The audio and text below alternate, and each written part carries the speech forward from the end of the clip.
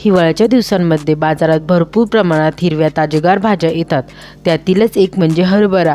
आता आपण या हरभऱ्याची सुकी भाजी कशी बनवायची याची रेसिपी पाहू. नमस्कार, तुमच्या आमच्या कुकिंग शोमध्ये मी तुम्हा सर्वांचे स्वागत करते. तर चला मग हरभऱ्याची सुकी भाजी कशी बनवायची याची रेसिपी पाहू. बाजारातून मी हरभरा आणल्यानंतर मी तो स्वच्छ निवडून घेतला. आता आपण हा हरभरा स्वच्छ धुवून घेऊ. आता आपण भाजीसाठी लागणारे वाटण बनवून घेऊ. त्यासाठी येथे मी मिक्सरच्या भांड्यामध्ये 3 ते 4 हिरव्या मिरच्या, 1 टीस्पून जिरे व 4 ते 5 लसूण पाकळ्या घेतल्या आहेत. आता आपण हे मिक्सरमध्ये एकदम बारीक दळून घेऊ. हे सर्व एकदम बारीक दळून झाल्यानंतर आता आपण यामध्ये पाव वाटी भाजलेले शेंगदाणे टाकून घेऊ व हे मिक्सरमध्ये एकदम जाडसर असे दळून घेऊ.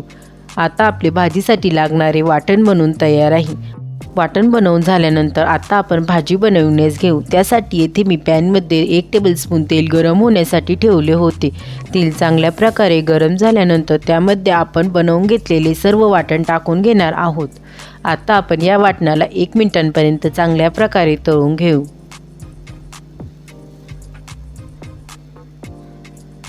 तुम्हा सर्वांना जर माझ्या रेसिपी आवडत असतील तर रेसिपींना लाईक करा आणि शेअर करा व अशाच नवनवीन रेसिपींसाठी आपल्या कुकिंग शो रेसिपी या चॅनलला सबस्क्राईब करा. त्यासोबत शेजारील बेल आयकॉनला प्रेस करा म्हणजे तुम्हाला येणाऱ्या नवीन रेसिपींचे नोटिफिकेशन सर्वात पहिले मिळेल. आता आपले वाटण चांगल्या प्रकारे तळले गेले आहेत. आता आपण यामध्ये स्वच्छ धुवून घेतलेली हिरवीगार ताजी हरभऱ्याची भाजी टाकून घेऊ. आता आपण हे सर्व चांगल्या प्रकारे मिक्स करून घेणार आहोत. याआधीसुद्धा मी हिरव्या पालेभाज्यांच्या भरपूर प्रकारच्या रेसिपी तुमच्यासोबत शेअर केल्या आहेत. त्यांची लिंक मी डिस्क्रिप्शन बॉक्समध्ये दिली आहे, तुम्ही जाऊन चेक करू शकतात. हे सर्व चांगल्या प्रकारे मिक्स करून झाल्यानंतर आता आपण 2 मिनिटांपर्यंत ही भाजी चांगल्या प्रकारे शिजवून घेऊ. भाजी शिजवताना भाजीवर कोणत्याही प्रकारचे झाकण न ठेवता तशाच प्रकारे भाजी शिजवावी.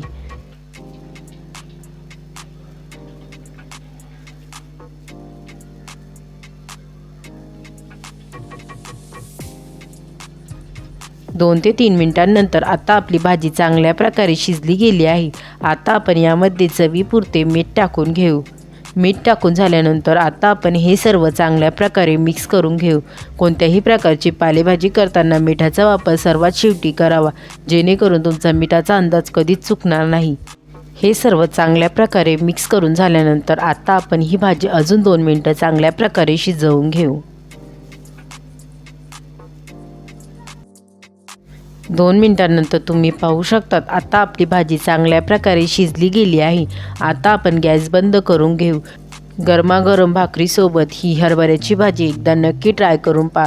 गावरान पद्धतीने तयार होणारी हरभऱ्याची भाजी तुम्हाला कशी वाटली मला कमेंट करून नक्की सांग. रेसिपी आवडली असेल तर रेसिपीला लाईक करा, शेअर करा व चॅनलला सबस्क्राईब करा. पुन्हा भेटूया आपण अशाच एका नवीन रेसिपीसोबत. तोपर्यंत सर्वांनी काळजी घ्या. बाय.